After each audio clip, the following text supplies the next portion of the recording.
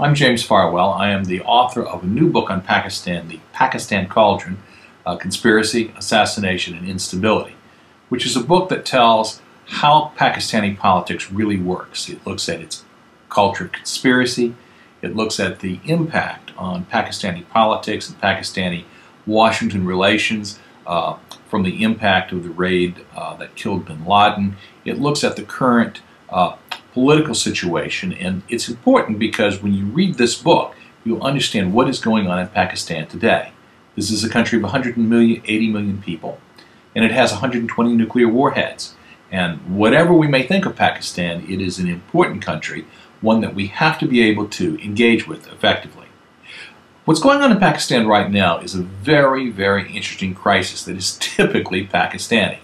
You have sort of a three-ring circus. On the one hand, you have the president. On the other hand, you have the military. And then in the middle, you have the main opposition party to the president's party. The president's party is the Pakistan People's Party. The main opposition party is the Pakistan Muslim League, led by Nawaz Sharif. The military is furious with President Zardari because it blames Zardari, who was pro-American, for his support of the American strike on bin Laden. That strike was a tremendous victory for the United States in its efforts to fight violent extremism. It was brilliantly conceived and carried out by very courageous members of our Navy SEAL team. But from a Pakistani point of view, it was a little bit of a problem. They lost either way. From their perspective, if they did not know that bin Laden was there, then they look incompetent.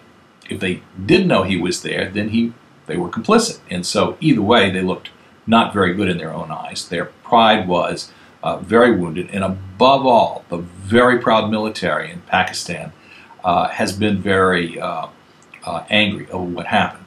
And they blame President Zardari as much as anybody for what happened.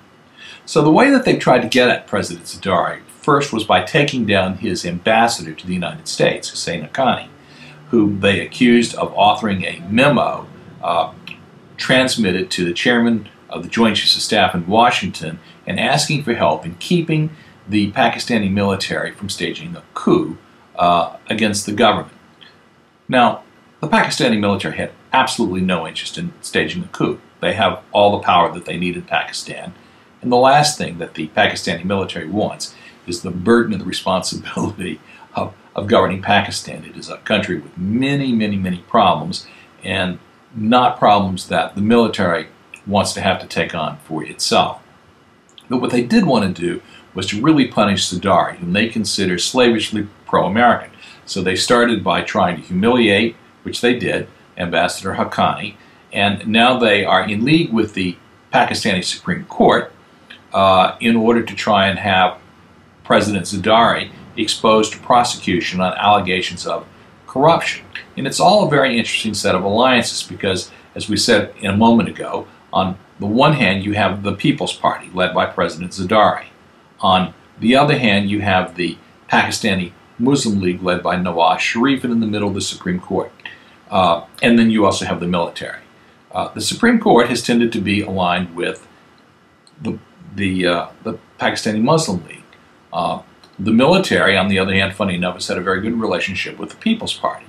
And so, yet in this situation, you see the military aligned with the Supreme Court, which is aligned with a party that is not only anti-Zardari, but also anti-military, in order to try and get Zardari thrown out of office. It'll be very interesting to see what happens. The Supreme Court has issued a contempt citation against Prime Minister Gilani, and that is about to unfold next week to see whether or not Gilani is going to be indicted for refusing to comply with its instructions to take action that would potentially subject President Zardari to prosecution on allegations of corruption. In the broader frame of work, when you look at the American perspective and the relationships of America and Pakistan, all of this has further ruptured tensions between these two countries. On the one hand, Pakistan, as we said a moment ago, is very angry over the bin Laden attacks. That was followed by the unfortunate accidental attack on Pakistani military people that killed 24 Pakistani soldiers by NATO forces. And all of this has served to anger and to further alienate the Pakistani military.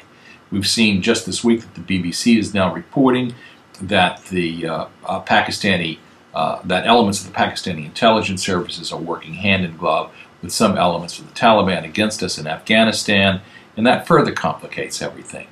And it's going to be very interesting to see how that works. Ultimately, what Washington needs to be able to do is to get the Pakistani military to understand that victory in Afghanistan by the Taliban, aided by Pakistan, not aided by Pakistan, does not serve Pakistan's interests. In 2001, the Taliban, of course, was in power. We threw them out after 9/11. The Taliban that was in power in Afghanistan in the 1990s was a Taliban that Pakistan was quite comfortable with. It was Islamist, it was anti-India, it had friendly relationships with Pakistan, it had a live and let live attitude towards Pakistan. That is not true of the Taliban today. Today's Taliban is very extremist in terms of its expansionist Islamic view. If it came to power in Kabul, it would immediately move to try and stir up Islamists inside Pakistan that could easily destabilize both the civil state and endanger the Pakistani military's own standing and its own power within Pakistan. So one of the ironies that we have in watching Pakistani intelligence operatives aid the Taliban is they're actually acting against the interest of Pakistan. They're acting against our interests too. So what you have is a situation in which on the one hand you have worsening tensions between Washington and Pakistan that we see playing out in the constitutional crisis in Pakistan. Second, we see the elements of the Pakistani intelligence working with the Taliban to help them gain power, which is not in Pakistan's interest, are our interests. And third, we have, through all of this, a compelling need in dealing with a very difficult relationship to engage successfully and to show the Pakistanis that there is common ground between the United States and between Pakistan, number one, in fighting the Taliban and other violent extremists because they pose a threat not only to the civil state, to democratic pluralism, to religious tolerance, as well as to our own interests. And they pose really a danger to regional stability. It's going to be very interesting to see how this plays out. I hope that you'll follow with me as we look at these events as they unfold. It's a very interesting part of the country with very interesting personalities involved in it. So if you'd like to know more, I hope that you'll take a moment and buy The Pakistan Cauldron, Conspiracy, Assassination, and Instability. It is a great read. It's been very, very well reviewed. If you go on Amazon, you'll see it's gotten 5-star reviews. Insiders who are professionals who deal with Pakistan and with Afghanistan have read the book and give it very high marks. And unlike a lot of books that may deal with subjects like this one is written much more like a John Grisham thriller.